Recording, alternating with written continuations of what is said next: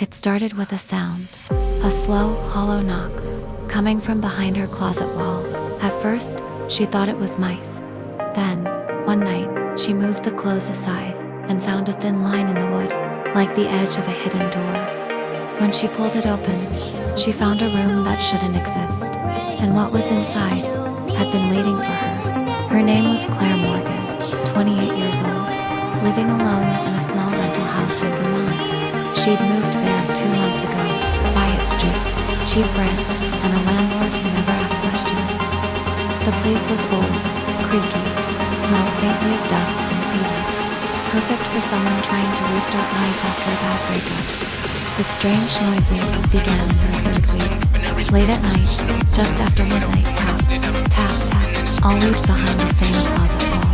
When she knocked back, the sound stopped. But the next night, it came again. At first, she ignored it, until one morning, while reaching for a coat, she noticed the back wall of the closet didn't look right. The wallpaper didn't match, and near the floor, a small section was cracked, just enough to see darkness behind it. Curiosity got the better of her. She grabbed a screwdriver and started peeling.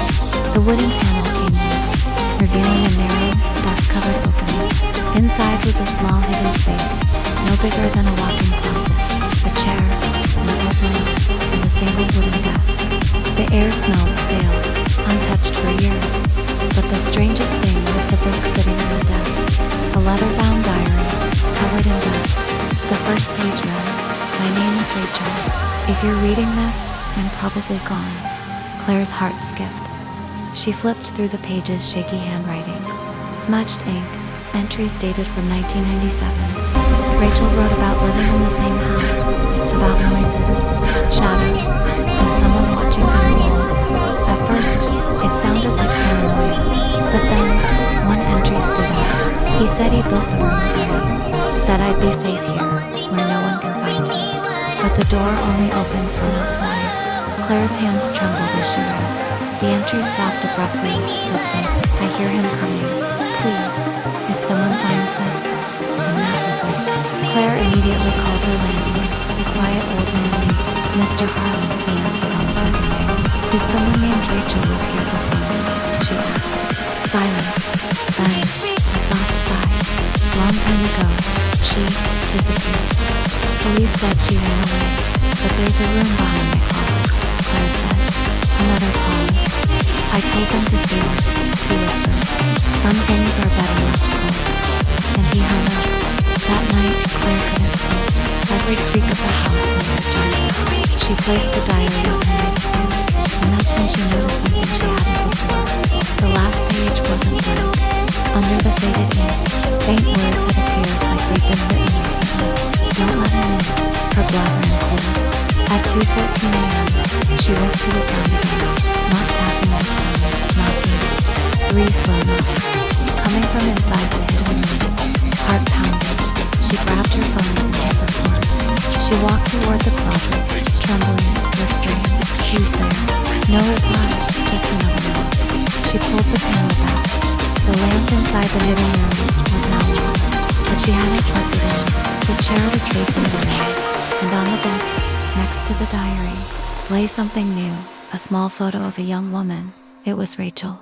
And behind her, in the corner of the picture, stood a man, tall, smiling, his hand resting on her shoulder. But his face was blurred, not by time, but motion, like he was turning toward the camera at the very last second. Claire backed away, shaking, whispering, "This isn't real." Her phone's flashlight flickered, and then a whisper, "Claire." The voice came from the room, soft, female, almost pleading. She ran, slamming the closet shut, locking her bedroom door, and calling 911. But when the officers arrived, there was no hidden room. The wall was solid, completely sealed. Even the wallpaper matched. They looked at her with pity, said maybe she was stressed. They found no diary, no photo, nothing. But she knew what she'd seen. For days, Claire tried to convince herself it was a dream. Until, a week later, she got a call. It was from Detective Harris, one of the officers who had come that night. He said, "Ma'am, you might want to come down to the station. We found something." When she arrived, Harris showed her an old evidence box found during an inventory cleanup. Inside was a leather-bound diary, identical to the one she'd read. The name on the first page, Rachel Harlan. Wait, Claire said. Harlan, like my landlord. The detective nodded. He was her father. Claire's stomach dropped. She drove straight back to the house, stormed to the landlord's cottage next door, but it was empty, dusty, abandoned for years. That night, she couldn't stop thinking about the last diary words, "Don't let him in." At midnight, her phone buzzed an unknown number. She answered, whispering hello. A man's voice replied, calm and familiar. "Claire, it's safe now. You can open the door." Her breath caught. She looked toward the closet. The wall, the one that had been solid, now had a thin line running down the middle again, like a door waiting to be opened. And then, knock, knock, knock. The next morning, police found Claire's phone on the floor beside her bed, still recording. The last thing it captured was her whispering, "Who are you?" And a deep voice replying, "You already know." They say every house holds secrets, but some doors were never meant to be found, and some rooms never stay empty for long.